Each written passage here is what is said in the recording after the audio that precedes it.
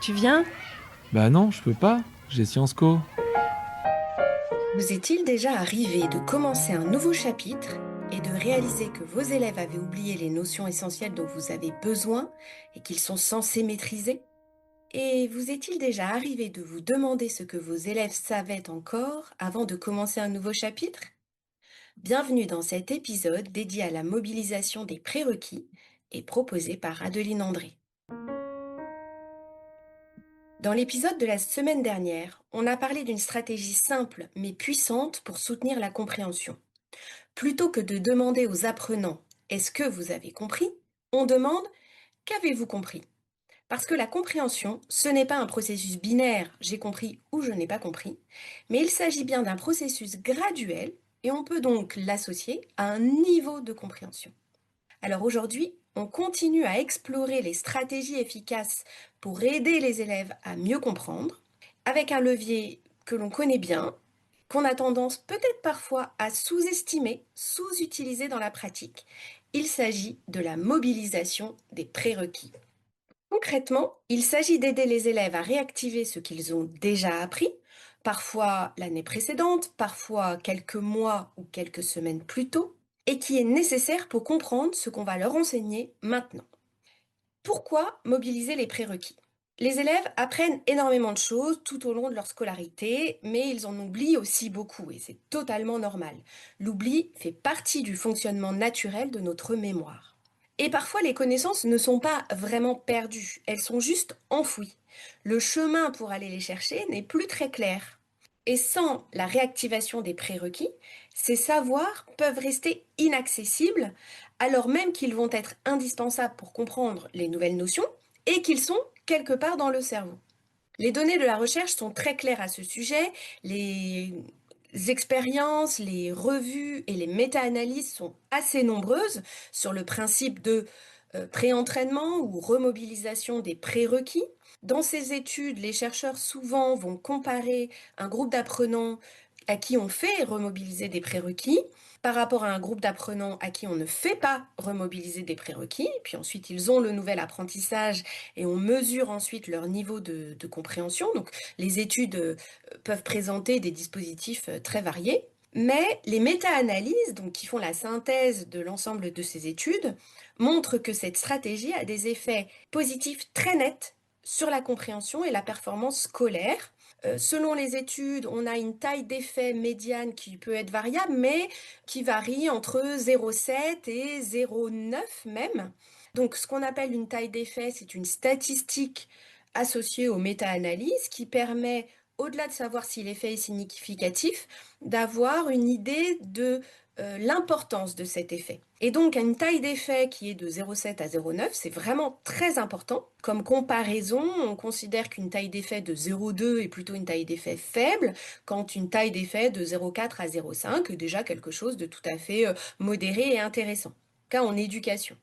Et donc là, on a une taille d'effet, selon les études, entre 0,7, 0,8, même 0,9. Donc on a ici un levier tout à fait puissant au service des apprentissages. Alors ces études mettent aussi en avant le fait que la remobilisation des prérequis peut ne pas s'appliquer aux apprenants qui ont des connaissances préalables très solides et très élevées. Ce type d'apprenant est moins susceptible de subir une surcharge lorsqu'ils vont aborder de nouvelles informations, puisque les informations qui sont déjà acquises sont suffisamment automatisées pour être récupérées facilement. Mais ce n'est pas le cas de la majorité des apprenants. Alors, qu'est-ce que ça permet concrètement, la mobilisation des prérequis? Ça permet de renforcer la mémoire. Vous savez que la mémoire fonctionne en réseau.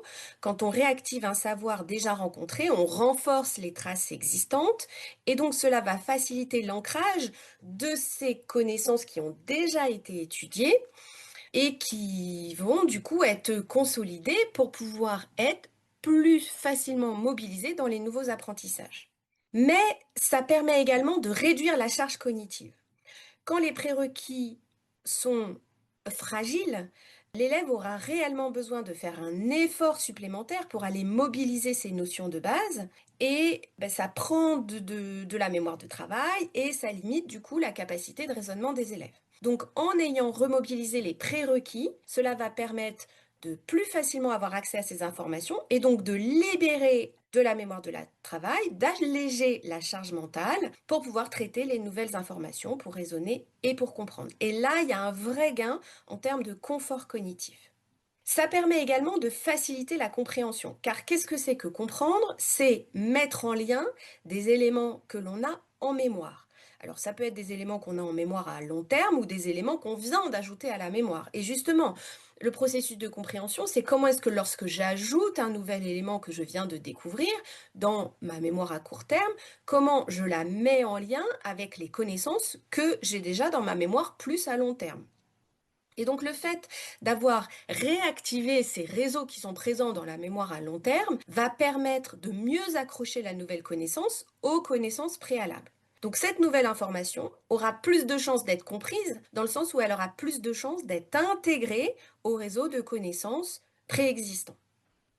Et enfin, ça peut stimuler la métacognition. Quand on mobilise les prérequis, on va pousser les élèves à s'interroger sur qu'est-ce que je sais déjà, qu'est-ce que je maîtrise, qu'est-ce qu'il me manque et qu'est-ce que je peux faire pour combler ce manque et donc être prêt pour le nouveau chapitre qui arrive. Et nous avons déjà parlé de métacognition dans ce podcast, dans des épisodes précédents, et nous savons que cette approche métacognitive est une étape clé pour que les élèves deviennent autonomes, acteurs dans leurs apprentissages, conscients de leur niveau de maîtrise, plus à l'aise face aux nouvelles connaissances qui arrivent. Donc nous avons vu un peu l'intérêt de pouvoir mobiliser ces prérequis. Alors maintenant, comment faire? La remobilisation des prérequis peut se faire à la fois sur un temps long, mais également sur un temps court. Alors, sur le temps long, on peut faire un travail de mobilisation des prérequis en début de thème, en début de chapitre, ou, comme on l'a dit, sur un temps court, c'est-à-dire en début de séance. Mais les stratégies ne vont pas être les mêmes. Donc, par exemple, en début de thème ou de chapitre, on pourra prendre un temps plus important pour proposer des stratégies, par exemple proposer des exercices à la maison ou en classe pour identifier les prérequis qui sont maîtrisés, ceux qui ne le sont pas suffisamment, et proposer des exercices complémentaires de remédiation, d'anticipation des difficultés pour consolider les prérequis nécessaires.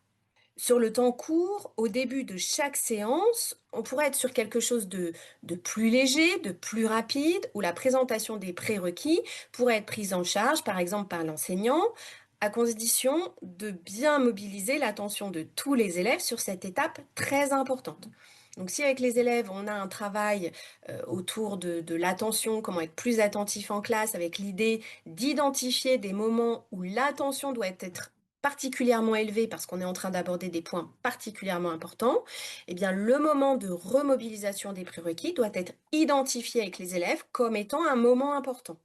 Aujourd'hui, il existe des outils pour nous aider à construire ces exercices, ces dispositifs de remobilisation des prérequis et en particulier certaines IA qui peuvent véritablement nous aider à construire ces outils sans que ce soit trop chronophage.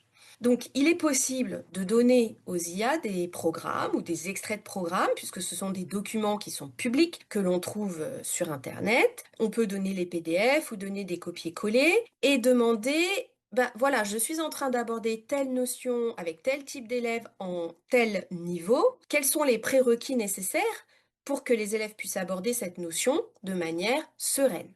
Et là, l'IA va pouvoir lister les connaissances préalables, donc les prérequis attendus, suggérer des points de vigilance et même proposer une progression logique.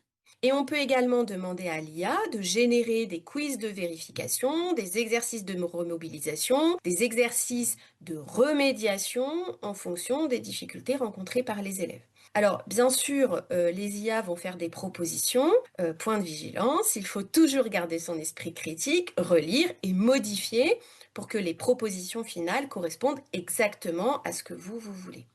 L'idée n'est pas de remplacer l'enseignant par des IA, parce que moi je pense que c'est complètement impossible, mais c'est d'apprendre à utiliser ces outils très puissants pour faire gagner du temps et permettre de mieux ajuster la pédagogie aux besoins des élèves. Pour finir, je voudrais évoquer un petit point, qui me semble quand même important, c'est la distinction entre mobilisation des prérequis et mobilisation des représentations mentales des élèves. En effet, on parle parfois d'évaluation diagnostique, donc on va proposer des évaluations diagnostiques à des élèves et en fait, dans ce type d'évaluation, il peut y avoir d'un côté un test concernant les prérequis, donc ce que les élèves sont censés avoir appris et qu'on estime, maîtriser. Mais il peut aussi y avoir des questions sur les représentations mentales des élèves, c'est-à-dire ce que les élèves pensent savoir, les modèles explicatifs qu'ils ont déjà construits par eux-mêmes, sur les nouvelles notions qui vont être abordées.